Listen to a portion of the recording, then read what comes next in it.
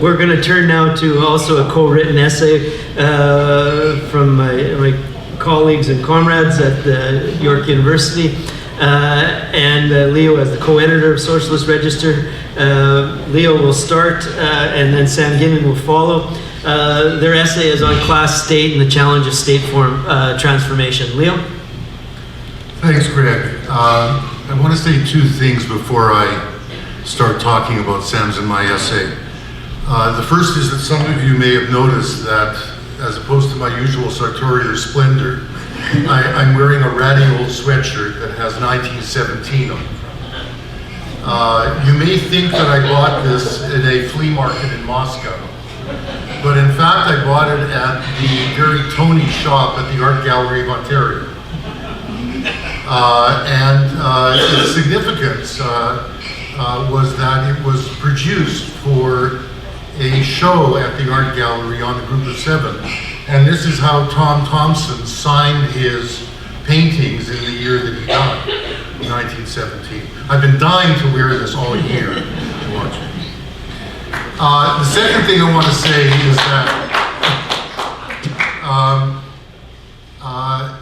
when we asked Brian and Joan to write this essay on the distinctive heritage of 1917, and we asked them to do it in the positive way that they did, the inspiration that 1917, for all of its tragedies and failures, provided for so many people in so many arenas of the arts as well as politics.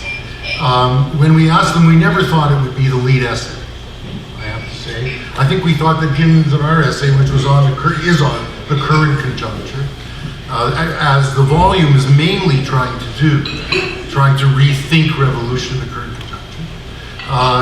But they delivered to us not only what you read here, but a 28,000 word manuscript, which was so brilliant that Albo wanted to publish the whole thing. We would have done it. We never heard that. We would have done it, except that we would have heard very negative things from our publishers. Not only Merlin Press, but also we should offer our thanks at this moment to Fernwood Press and their distributor Brunswick, and Monthly Review for how fat it would have made the volume, et cetera, et cetera. They did manage to get it down to 14,000 words, but if you want to read the whole phenomenal manuscript, I think it is available somewhere, or will be soon. Right? Yeah, it's coming out in American Communist History later this month. Look for it. As we say, we saw the volume more as about rethinking revolution in the current conjuncture. There will be loads of books this year. There will be loads of conferences that will look back on what went wrong with the Russian Revolution, what was the nature of the USSR, et cetera, et cetera. We have an essay, as Greg said, by our publisher Tony Zerbrook, who's an anarchist, which is very, very critical of Lenin, and looks at the way in which the promise of a worker state was so not only compromised but undermined within the first 6 months of the revolution. At the same time, we have a piece by August Nims, which is not only a celebration of Marx and Engels on revolution, but extends briefly to a celebration of Lenin. But for the most part, we were trying to look at the current conjuncture. Obviously, we were trying to be thematic. The two essays on ecology and revolution reflect that. Some of it was regional. We have a pretty good coverage. Patrick Bond on new developments in South Africa, 2 essays on Latin America, an important essay by Adolph Reed on black liberation and its relationship to neoliberalism eventually in the United States. Tragically, we were promised an essay on revolution in the Middle East by one of the leading Marxist analysts, and he didn't come through. And that's a gap. There's another on China. Sam's and my essay tries in a general way to define the current conjuncture and think about revolutionary possibilities, meanings, what the hell the word means even in this current conjuncture. I have the easy part tonight of presenting this essay, defining the current conjuncture. Sam has the hard part, which is to try to summarize what we say in the essay about what the meaning of revolution actually is in this conjuncture, which is much more difficult to discern. More schematically, perhaps, than we do in the essay itself, we think that the current conjuncture is defined by these four dimensions. One is the crisis of neoliberalism, and not so much its ideological crisis, which is in a way nothing new. Perry Anderson in 2000 wrote that neoliberalism was the most successful ideology in world history. And we think that was a stretch even then.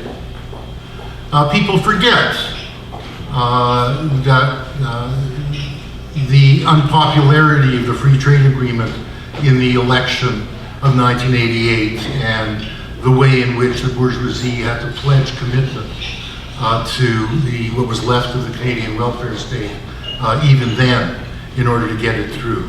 People forget that the opposition to NAFTA in the United States in 1994, it was the most difficult country to get NAFTA through. People forget that on the day NAFTA came into being, the Zapatista revolt began. People forget that as the WTO was just being negotiated, you had the revolt of the Indian peasants. And even if we don't forget, I think we don't make enough of the challenge to neoliberal ideology, that the global protests, beginning with Seattle, going on to Quebec City, the protests in Europe, etc., really around the world, those anti-globalization protests that marked the turn of the millennium. No, it isn't so much that the ideological crisis of neoliberalism is all that new. It's that what this conjuncture marks is the crisis of the institution that sponsored neoliberalism. And that's very significant. It pertains to the establishment parties that sponsored neoliberalism. It pertains most remarkably to the institutions of the European Union, which are now seen very widely as neoliberal institutions in their very DNA. And this is very remarkable and very significant. As an aspect of this, but a very important second dimension of the current conjuncture, there is the crisis of social democracy. And while Sam and I don't think that this crisis of neoliberalism is necessarily a terminal crisis of neoliberalism, we do think that this may be a terminal crisis of social democracy.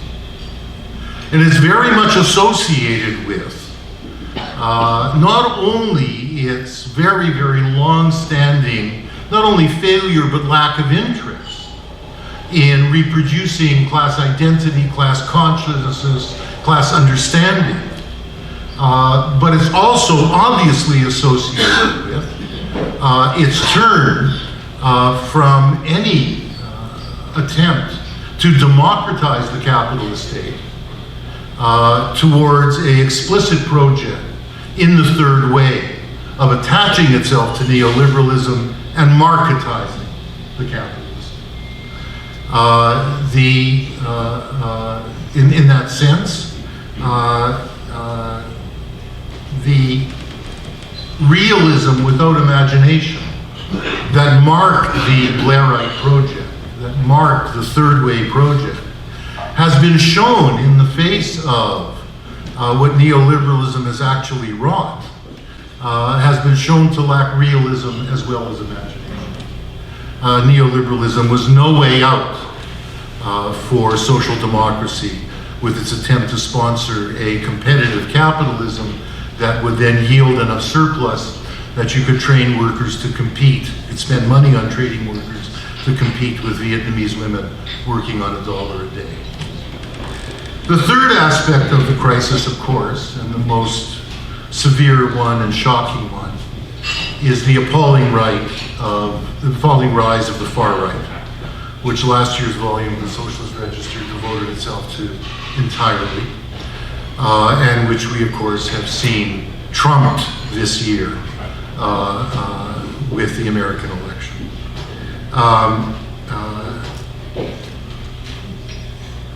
In our view, the failure of not only social democracy, but of trade unionism to engage in the enormously challenging task of reproducing class identity and class consciousness, class community, given the transformations taking place in the working class as capitalism has so changed so remarkably, has opened the space for this rise of the right. And this is true not only in Wisconsin and Michigan, it's true in the suburbs of Paris, it's true in India, and we fear it may someday be true in China, as the essay on China in this volume suggests. The fourth dimension of the conjuncture is a much more positive one, and that is the shift from the remarkable protests which attempted to challenge neoliberalism, attempted to challenge neoliberal globalization over the last 20 years. The turn from a politics of protest to a politics of an attempt to engage with the state, to enter and hopefully transform the state. Whether this has taken the form since Occupy of new parties emerging, such as Syriza or Podemos, or whether it's taken the form of the insurgencies that have taken place in old parties, such as the Corbyn insurgency in the Labour Party in Britain, or the Sanders one in the Democratic Party in the United States. This is the most remarkable and important development from a left perspective in the current conjuncture. What it says is that there has been a recognition on the left.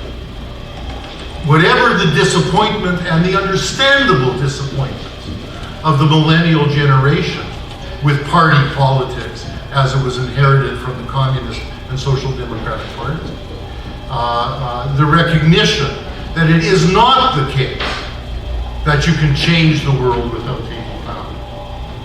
The recognition that you can protest until hell freezes over and you won't change the world. So this has been a very important turn.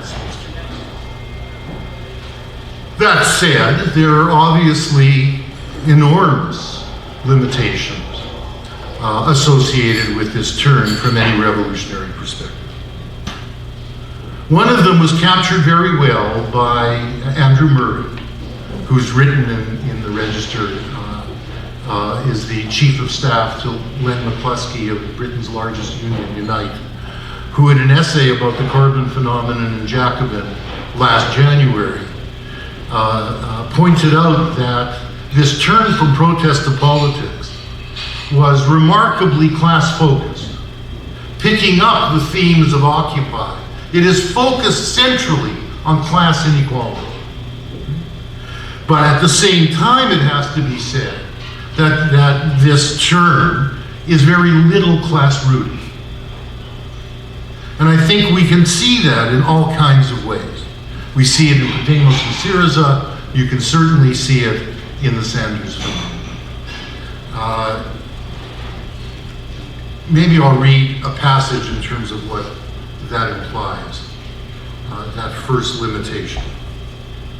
The strategic questions pertaining to this shift from protest to politics being class-focused but not class-rooted pertain not only to all the old difficulties of left parties maintaining a class focus once elected, they also pertain to how a class-rooted politics, in the old sense of the connection between working class formation and political organization, could become revolutionary today. Given the manifold changes in class composition and identity, as well as the limits and failures of the old working class parties and unions in light of these changes, What could this mean in terms of a new organizational form and practice? And what would a class-focused and a class-rooted transformation of the capitalist state actually entail? The second dimension, the second limitation, it seems to us, of this very positive turn from protest to politics precisely relates to this question of the challenge of transforming the state. And I'll just go on with this and end. While leaders like Tsipras, Iglesias, Corbyn, and Sanders have all pointed beyond the third way, social democracy, their capacity to actually move beyond it is another matter. This partly has to do with their personal limitations, but much more with the specific limitations of each of their political parties, including even the strongest left currents within them, not preparing adequately for the challenge of actually transforming state apparatus. All this compels a fundamental rethink of the relationship between class, party, and state transformation. If Bolshevik revolutionary discourse seems archaic 100 years after 1917, it is not just because the legacy of its historic demonstration that revolution was possible has faded. It is also because of that Gramsci's reframing, so soon after 1917, of the key issues of revolutionary strategy, especially regarding the impossibility of an insurrectionary path to power in states which are deeply embedded in capitalist society, rings ever more true today. What this means for socialists, however, as we face up to a long war of position in the 21st century, is not only the recognition of the limitations of 20th century Leninism, it above all requires discovering how to avoid the social democratization even of those committed to transcending capitalism. This seems to us the central challenge for socialists today. Now, in that respect, the essay turns to Sanders and Syriza, etc. And we begin by asking whether Bernie's use of the concept of revolution, the name, the self-designated name that the Sanders campaign and now the left campaign of the Democratic Party gives itself, our revolution, is something that should be seen as moving from the sublime to the absurd, from tragedy to farce. So I'll let Sam take up that much more difficult.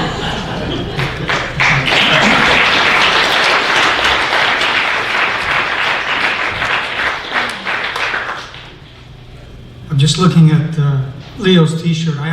I have underwear that says 1917, but you can't see it.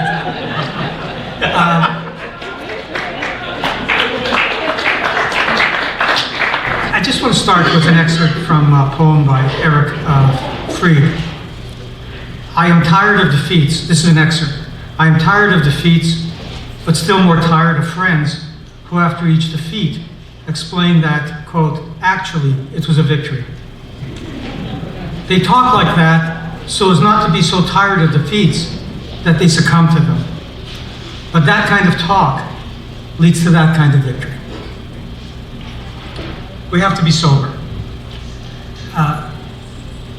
The crucial expression of the great defeats that we've had over the last few decades is the lowering of expectations. And by lowering of expectations, I mean that both in material sense and in the political sense that Brian and Joan talked about in terms of the loss of the notion that revolution is at all on the agenda. Our expectations and our hopes are always inseparable from possibilities. They don't just exist in some abstract absolute. And possibilities depend on class formation, and they depend on there being structures to work through that we have confidence will actually matter. If those don't exist, then expectations get lowered. And it's in that context that this question of the Socialist Party is so absolutely fundamental. Where we're at right now, in the absence of that kind of a left that can intervene, is we've got unions who are struggling just to hang on to past gains. That's the limit of their expectations. Movements that are generally unable or unwilling to go beyond protest, and I'll return to what Leo said about the Sanders shift. Social Democrats that aren't even reaching beyond neoliberalism, and socialists who are generally stuck in their own ghettos. And then suddenly Sanders arrives. And it seems that something has changed. He's expressing some new hope. He's saying that there is a structure that you can work through that matters. That structure is the primaries and the Democratic Party, led by an outsider in terms of the elite, but doing it inside, because if you can't do it inside, then you're invisible. You're not seen or heard. And now in doing this, what Sanders did do positively, and I'm going to get to what I think are the limits, what Sanders did do is provide a space for a new kind of discourse of inequality, class, even socialism. The policies were social democratic, but they were always linked to having to also take on corporate power and democracy, at least in their rhetoric. It attracted thousands of people, something we hadn't seen before, and there was this historic shift that Leo emphasized in terms of people actually moving from protest to politics, to recognizing that they had to address the state. So the quote that Leo referenced in terms of Sanders talking about revolution was the opening lines when he closed his campaign, and he said, "Election days come and go, but political and social revolutions that attempt to transform our society never end." And the question is, well, what does this all mean? And I don't want to take anything away from the significance of what this meant and the excitement, and the story isn't over. We're waiting to see how this plays out in the United States. But I think what we have to say is that this was very thin organizationally, and that is crucial. There's the contradiction that Brian raised about running in the Dems, not to form something new, which is now getting shifted into trying to change the Democratic Party. There's a contradiction of not recognizing how polarized options are today. There's no middle ground. If you want fairly radical social programs, you also have to have radical economic programs where you're challenging private property, where you're challenging finance, where you're actually putting things like planning on the agenda. The most significant thing is that this wasn't the result of an institutionalized base going into an election. And through this process, it's questionable about how much institutional capacity for all the other good things that happened was really built or is emerging. Basically, one of the problems with Sanders looking back at it was that it was another shortcut. Rather than trying to understand the building of a socialist capacity as building the institutional capacity on the ground so that we could actually take on capitalism, it was a shortcut. And I think that shortcut was attractive to a lot of people who went through things like Occupy or the Seattle protests, where Occupy did show that a radical discourse worked. It was actually popular. It showed that symbolic actions were met with a lot of enthusiasm and sympathy, but it didn't show that it had any ability to do outreach or to reach workers who could take over more than symbolic things and could actually take over factories, hospitals, government buildings. I think that when we think about the question of revolution, and this is something that Leo spent a lot of his life working on, is that it's not a question of governance. It's a question of transforming the state. The question of revolution revolves around the capacity to transform the state so as to support the democratic transformation of society. And that challenge means an enormous amount of preparation before you're suddenly confronted with a task. The task of making a revolution involves, and I'll quote what we said in the article, managing a capitalist economy that is likely in crisis, while at the same time trying to satisfy popular expectations for the promised relief, and I add there among unevenly developed workers with various priorities, and yet at the same time also embarking on the longer-term commitment to transform the state and embarking on it now, not as something that once we have everything else settled, we can go on to do.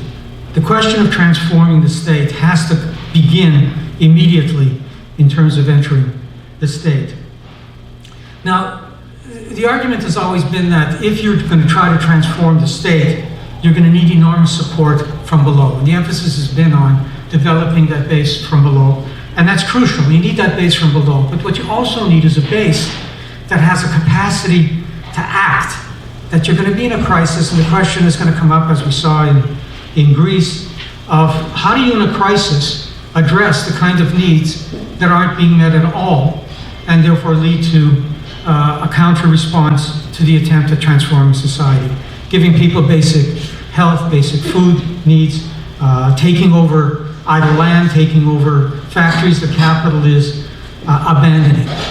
To do this, it requires a party that has credibility with the movements, has relationships with the movements, isn't dominating them, but is trying to support that. But at the same time, doing those things on their own can't work unless you're actually transforming state institutions. It needs the support of the state, otherwise you end up doing good, impressive, wonderful things, but they're still marginal in the scheme of things. So it comes back to having to transform the state. And that raises a lot of questions about the movements, about co-ops being politicized, co-ops which may have become quite business-oriented in normal times, now having to actually come into their own and begin to take over factories with the support of the state. It raises the whole question of a new role for the public sector workers, of transforming the state, not focusing only on their own particular needs, but thinking about what would it really mean to provide leadership in terms of a different kind of state that was democratic and how we would behave in it. And that itself immediately raises the question of revolutions inside unions. This isn't going to happen without unions being radically different than they are. The crucial point about the party is that the party has to have the autonomy to straddle both these worlds. It has to have the credibility to work with the movement so that there is something actually happening outside the state, but it also has to have autonomy from the state, even though the party is in the state. That kind of autonomy is absolutely crucial in terms of pushing the state, in terms of acting as a check on the state. And given and Leo had raised this question of the social democratization of parties, parties are never homogeneous. There are going to be factions in parties about people who want to consolidate and not take risks, and people who think that this is a longer-term issue and risks have to be taken. The people who get elected because of their legitimacy and access to resources carry an enormous weight.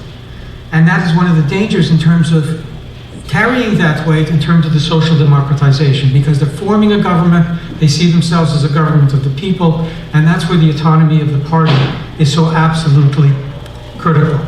So the question of all these difficulties and all these complexities mean that this process of transforming the state, it's not just that it takes a long time to get socialism on the agenda and then to figure out how you get a mass base for coming into governance, but even in governance, once you stop thinking of it in Leninist terms about simply smashing the state and taking it over, and even then I'd argue, the question is of a long transition that is complex, that is experimental, that's inevitably going to be crisis-ridden, that's going to have all kinds of internal divisions between perfectly legitimate needs, that's going to have periods of ruptures, but there isn't going to be any one magic rupture that solves anything, and that is even going to have reversals, that we may even lose power. And so we have to recognize that all these things are we can't fetishize the party as this coherent, omnipotent thing. All these things will be reflected in the party. All these tensions will exist in the party. And one of the things that Marx emphasized is, in the 18th Brumaire, he wrote, to maintain the prodigious scope of their own aims, they must engage in perpetual self-criticism and deride the inadequacies, weak points, and pitiful aspects of their first attempts. We need that kind of constant evaluation and criticism. Now, if we look ahead, then there are other problems that we've not really dealt with. That even if you consolidate and you don't have the threat of hostile bourgeoisie, you still have this question that we haven't solved, and I think the left has been too glib about, of how would you actually run a society and materialize what social property means. What does social ownership mean in a complex society? You can't just say, well, it's planning, because you can have the planning usurped. You can't just say, well, it'll be democratic. Well, you have to say, well, how would it be democratic? You can't go to endless meetings. You don't want the tyranny of meetings. You don't want the kind of decentralization that says that decentralized factories will just operate in the marketplace. You're just recreating a kind of capitalism and the fragmentation of the working class competing with each other. You don't want to reproduce the hegemony of the market. So how do we cope with this? And I think that's a massive question that we really have to deal with. The final issue that Leo and I raise, and Leo's been raising this since, I think, 1994 in an article, is how to relate this all to globalization. Does it really make sense to talk about the nation state in the context of globalization, where nation states are so integrated? Can you really, and not just integrated economically, integrated politically, administratively, through all kinds of institutions? When you're looking at a country like Greece, it's integrated in terms of subsidies that different departments get for agriculture or health, or subsidies to industry. How do we cope with this? And if we're thinking about trying to unravel this somehow, so we can actually think about it at the national level, doesn't that force us to orient ourselves to saying we have to transform international institutions, that the focus has to shift to the international? And Leo and I think that that is a major mistake. It's a misunderstanding of what these international institutions are. They don't just exist as castles in the air. They reflect the balance of power at the national level. And so the question comes back to, and they also reflect hierarchies across states. So it comes back to the question of having to change and engage in the struggle at the national level. And we conclude the article with this quote, and I'll just read it. What socialist internationalism must mean today is an orientation to shifting the balances of forces in other countries and in international bodies so as to create more space for transformative forces in every country. In every country. This was one of the key lessons of 1917, and it's all the more true a century later. Thank you.